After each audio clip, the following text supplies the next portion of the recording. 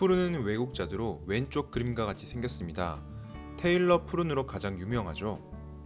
푸른 주스 그 자체에 대한 설명은 제가 예전에 찍어둔 영상 오른쪽 위 카드를 눌러서 확인해 주시면 감사하겠습니다. 오늘은 푸른 주스를 좀 더 효과적으로 먹을 수 있는 방법에 대해서 알아볼까 합니다. 변비약의 종류는 간단하게 4가지로 나눌 수가 있습니다. 팽창성 완화제, 연변화제, 삼투성 화제, 자극성 화제로 나눌 수가 있습니다. 테일러 푸른 주스만 먹어도 충분하게 효과를 느끼시는 분들이라면 괜찮지만 푸른 주스를 먹더라도 효과를 보지 못하는 분들도 계십니다. 약국에서도 다양한 변비약을 찾으시는 분들 중에서 푸른 주스를 안 거치신 분들이 거의 없었습니다. 변비약을 살펴보면 둘코락스, 장제로, 메이킹큐, 두파라기지 등등 정말 다양한 약들이 있는데 그 중에서도 효과가 세다고 느껴지는 약들은 하나의 성분만 들어있지 않습니다. 즉, 2개 이상 성분이 들어가 있다는 것이죠. 특히 4가지 카테고리 중 한 가지만 넣는 게 아니라 다른 카테고리로 넣습니다. 어떤 게 효과가 있을지 모르니까요. 오늘 보는 푸른 주스는 삼투성 화제에 속합니다.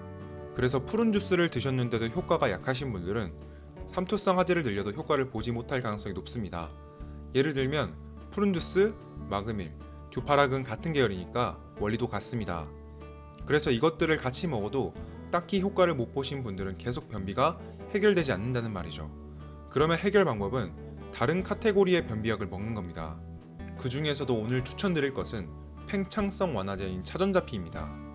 차전자피는 딱히 특별한 것은 아니고 질경이 씨앗의 껍질을 차전자피라고 합니다.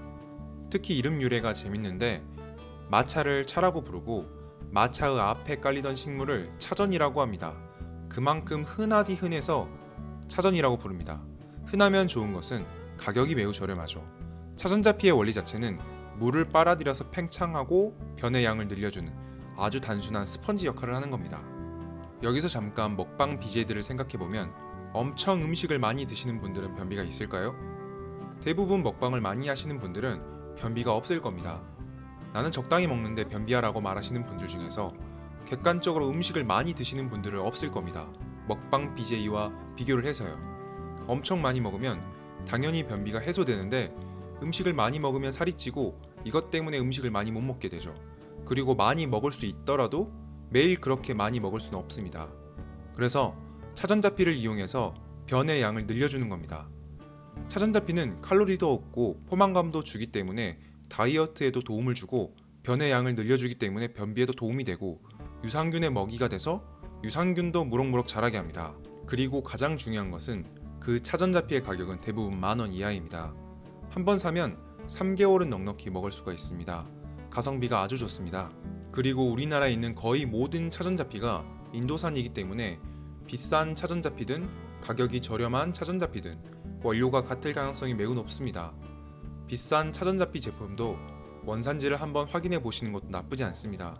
그러면 결론적으로 푸른 주스를 효과적으로 먹는 방법은 푸른 주스 한 컵에 차전자피 한 스푼을 섞어서 마시고 물을 더 드시면 굉장히 효율적으로 변비를 해소할 수 있습니다. 과학적으로 팽창성 화제와 삼투성 화제를 한 번에 먹게 돼서 효과가 증가합니다. 그리고 푸른 주스를 먹지 않는 날에도 꾸준하게 차전자피를 드신다면 변의 양이 늘어나고 포만감도 생기며 다이어트에도 도움을 줍니다. 마지막 주의사항으로 차전자피는 물을 흡수하는데 한 스푼만 넣어도 어마어마하게 물을 흡수합니다. 몸 안에 들어가서도 물을 흡수하니까 차전자피를 드실 때는 최대한 물을 많이 드시는 것을 추천드립니다. 안 그러면 하루 종일 목마르고 힘듭니다. 오늘도 영상 시청해주셔서 감사합니다.